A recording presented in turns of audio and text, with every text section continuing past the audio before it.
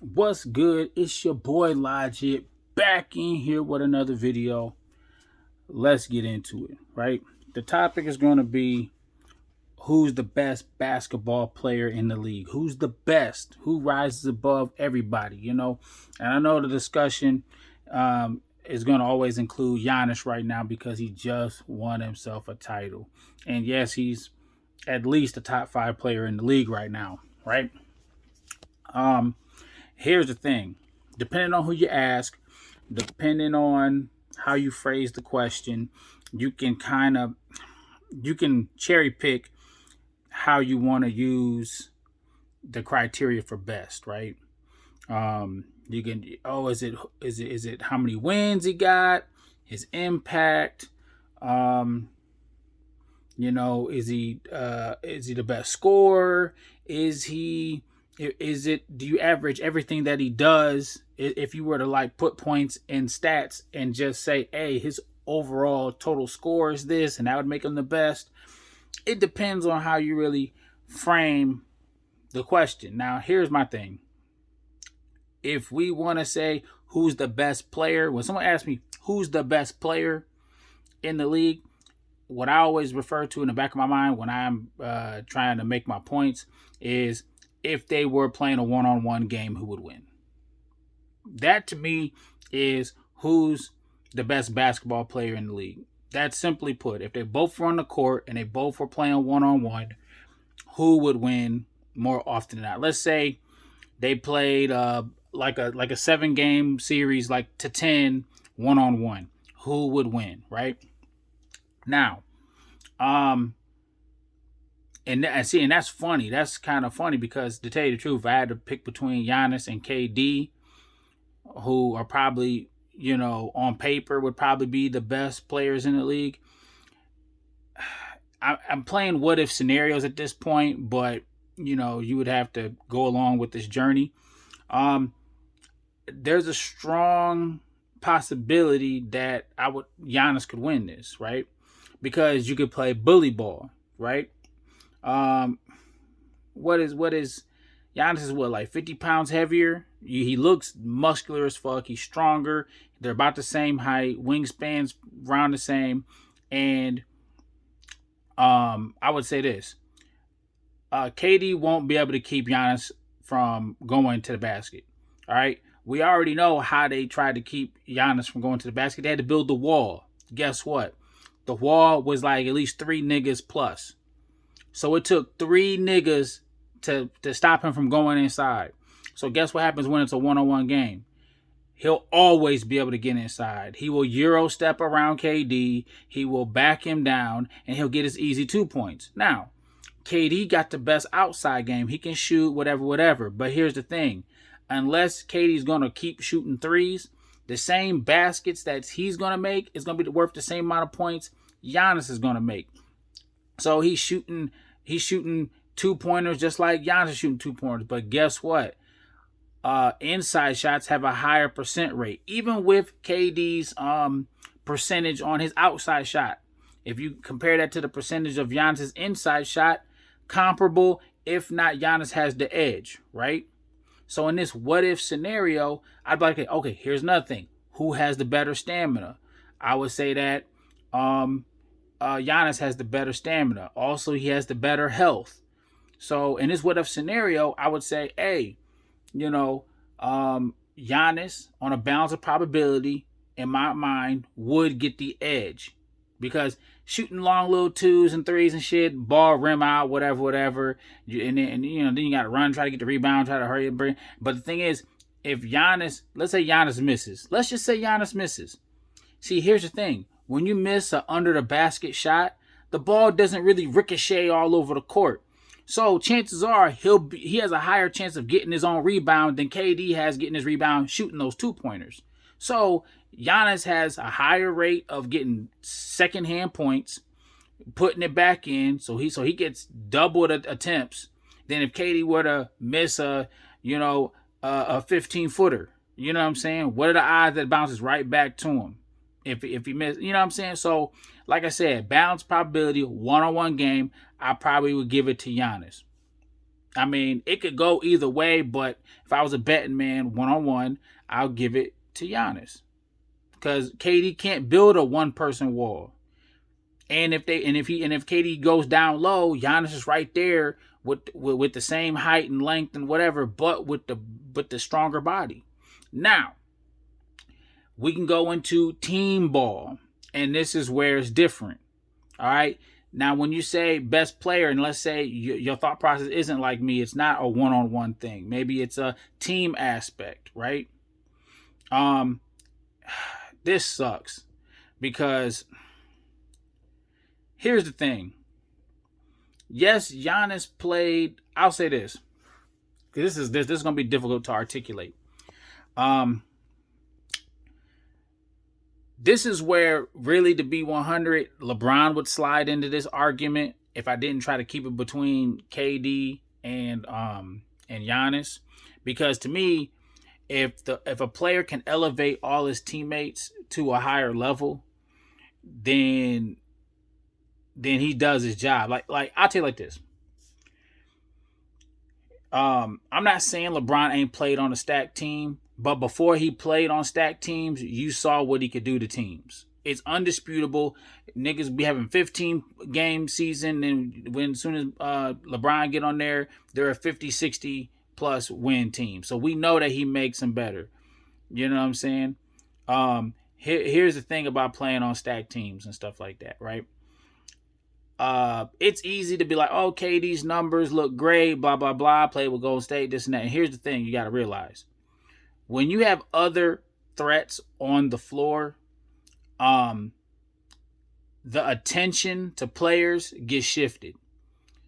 You could be like, oh, KD scored X, Y, and Z, but you have like Steph and Clay that are like one of the best shooters in the world.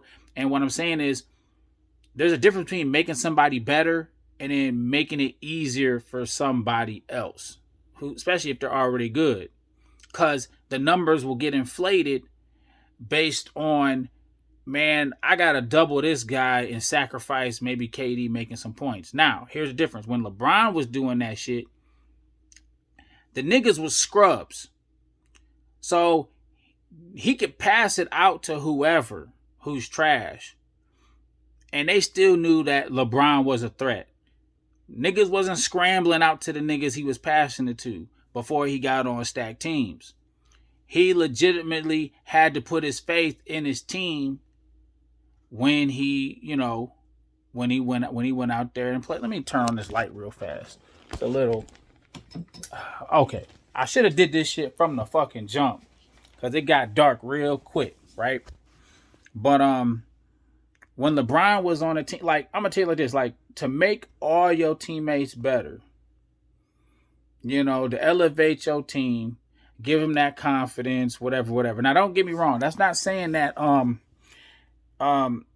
elevating your teammates is gonna guarantee you a win or anything like that. Because let's say we're gonna give your teammates point values, right? If let's say LeBron's a 10 and everybody on his team is, let's say, a 3. But LeBron's so beast, he can turn those 3s into like 6s. Damn near double them, right? But then another team has somebody that, let's say, is like an 8. And then everybody else on that team, let's say KD's an 8. And then everybody else around KD is a 6 already. You see what I'm saying? See, now it's about even. So even with him boosting up everybody, it ain't gonna guarantee you a win, And that's and I can say right now, KD's team right now, his top 3 players, him, Harden, and Kyrie, we could put them at 8s across the board.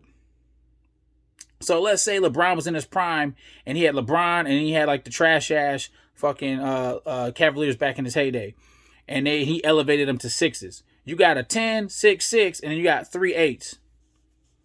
You see what I'm saying? So it's not that being the best player is going to guarantee you championships and wins. We're talking, I judge it by what does he do on a team aspect, and then what he'll do on a one-on-one aspect. Because when you look at just stats, just from a flat stat after every game, numbers get skewed because of certain situations. It depends on who they're playing. Let's say fucking KD plays against the Cavs before LeBron got there or after LeBron left or whatever the case may be. Like, you know, when these players are having these 80-point games, 100-point games, or whatever the case may be, like individual, like Kobe scored 80 on it, but nobody scores those record. I mean, I'm not saying it doesn't never happen, but no one scores those record-breaking numbers against a top 3 team. But we praise it like the team was busting ass or whatever, like, you know what I'm saying? So, but it'll go down in the record books. It'll be an achievement. He scored this many points in consecutive games, but they played, let's say, the Cavs back to back, and then like another bottom 50 team, and then so you know what I'm saying, how points and achievements can look kind of fucked up because you got to look at opposition. All right. So you look at opposition, and then you look at the teammates he has on the team, because those teammates will make his shot. If he has a stacked team, then it makes his shots way easier, because you would want to judge a player off of the difficulty of the shots, basically saying that, he can handle himself in stressful situations. Like if a player had no stress, and then there's another player that does go through stress, but you would look at the player that doesn't have no stress because he's having an easier time racking the points. You would say, man, he's obviously the better player. I'd be like, you got to look at the stress levels too, man. Because that'd be the same as if a player's just playing shoot around. Like literally, if you have a stacked team, you're literally playing shoot around, a free for all shoot around. No one's guarding you. They're late to pick you up because there's so many threats on the board, and everybody knows you shoot a lot better in shoot around than you do in a game, for the most part. You know what I'm saying? So you have to take this type of shit into consideration. Like I said, LeBron elevates all his teammates better. Also, now let's go one-on-one situation. LeBron can play bully ball. He don't have the best shot, but he'll just do what Giannis do. You know what I'm saying? So when I flip it back to one-on-one, all right, LeBron has a higher. Like I said, it could go either way. But if I was a betting man, I'd be like, okay, LeBron's used to playing the whole game all the time. He's like you said, he's the most played nigga in basketball history, right? So his stamina's there, but I know he's getting. I mean, yeah, he's getting up there in age, so I'm sure that's going to dwindle down. That's why I said it could definitely go either way at this point. But for what he's done, what he can do, playing the point guard, being able to play like 1 through 5, damn near, you know what I'm saying, decision making, the passing, his scoring. I say if KD's scoring is a 10, LeBron's is like a 7. So it's not like it's the farthest off the, when LeBron decides to dial in on defense, he can do his thing. He has lost his step a little bit or whatever, but it is what it is. So like I said, when it comes between Giannis and KD, I would pick Giannis. If I had to throw LeBron in there, I'd probably be like, all right, LeBron, do what you do. I mean, he's getting up there in age. I'll say this. Best player in the league from... I didn't build a team around any of these players. I'm just sliding them. Let's say I'm just gonna keep throwing the Cavs in there just because they so trash. It's like if you just threw them on a team pre-assembled, not built, not optimized for either of them, who would make the team better instantly? I'm gonna say KD. If you were to just throw them on a team and it's not optimized, right? And that's probably the fairest way I can go without doing the one-on-one scenarios and the what ifs, and if they play like this, they play like that. I'm just saying, in an alternate reality where either KD or Giannis went to the Cavs, not built around them, they just have to try to fit in where they can get in and use the pieces. They both get the same pieces that the other one would get in this scenario. I would say because shooting widens the floor and this and that, and they don't have to really collapse on them and shit like that, I would say, okay, there it is. But when you optimize the team and you can play towards strengths and all this other stuff, things can get a little skewed, things get a little different, whatever. So, like I said, best player in the league right now as far as, youth and scoring and what the stuff that the people really care about and stuff, I'll say KD. But if you use my metric, you don't want. I would say usually when you talk about best player, that's what would they do 1-on-1, and then what would they do like And remember, I'm not throwing LeBron in here because the argument's always between KD and Giannis. I'm gonna go KD. I'm gonna go Giannis. So that's why I said it's kind of weird because it's based on what you're using as a measuring stick. You know what I'm saying? So, but that's all I got to say. That's my take. I kind of rambled on for like 15 minutes, but that's what I said. Based on my metric, I'm going to go with Giannis, but based on what normal people use, I can see why they say KD. But all right, man. Peace. Your boy Logic out.